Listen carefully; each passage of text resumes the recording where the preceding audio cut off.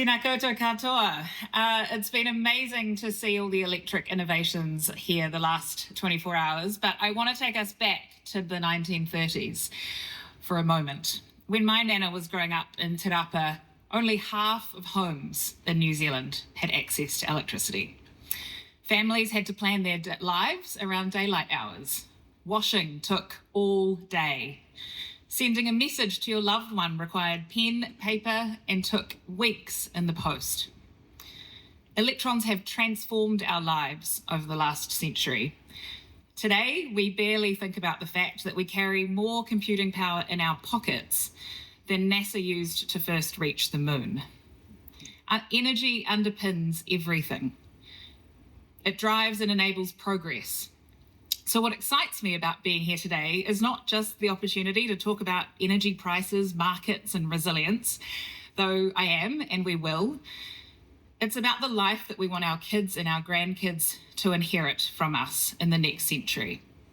It is about those fundamental shifts that they will talk about in 2130. The energy choices that we make now will determine whether they have the opportunity to build high-tech, high-value businesses right here in Aotearoa, New Zealand. They will determine what kind of advanced transport solutions like electric gondolas and speedboats that will shape their lives.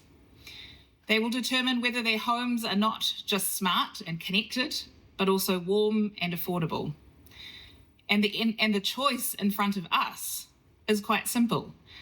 Will we choose to build the abundant energy required to enable a safe, affordable, resilient, and innovative future for all of us to enjoy? Because simply, if we want to boost productivity in this country, we need abundant renewable energy. If we want to bring electricity prices down for homes and businesses, we need abundant renewable energy. If we want to increase national security, if we want to achieve our climate targets, we need abundant renewable energy. Opportunity launched our abundant energy policy in February this year, before the current global crisis, because we recognised that it is a critical foundation for New Zealand's success over the next 2 decades. It is comprehensive, ambitious, and pragmatic.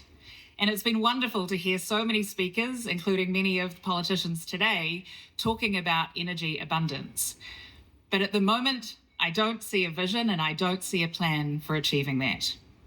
And if opportunity is fortunate enough to be in a position that we are negotiating a role in the next government, I can tell all of you here, including all of the parliamentary colleagues, that this is a priority for us.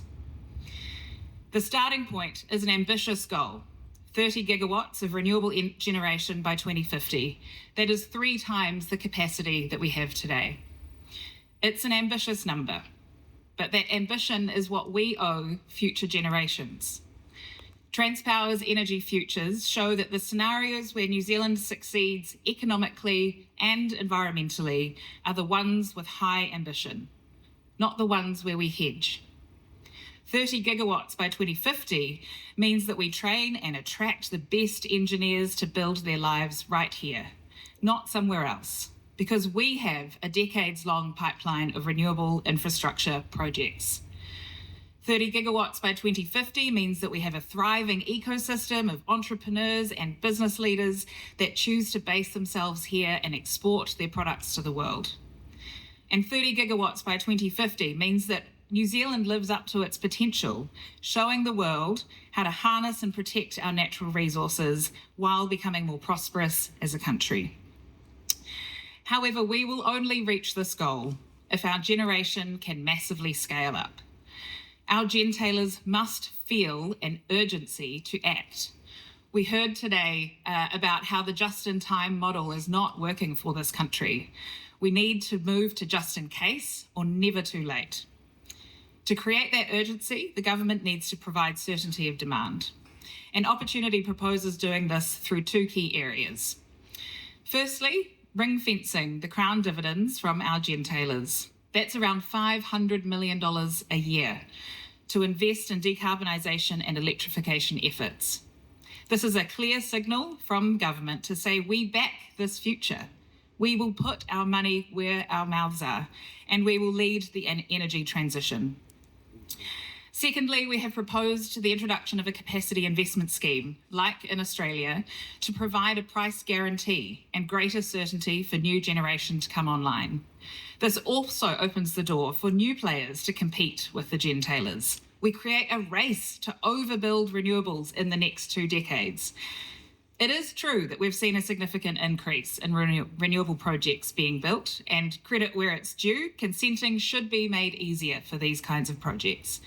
But we must sustain this level of activity, the most we've ever had in history, every year for the next 24 years to reach that 30 gigawatt goal.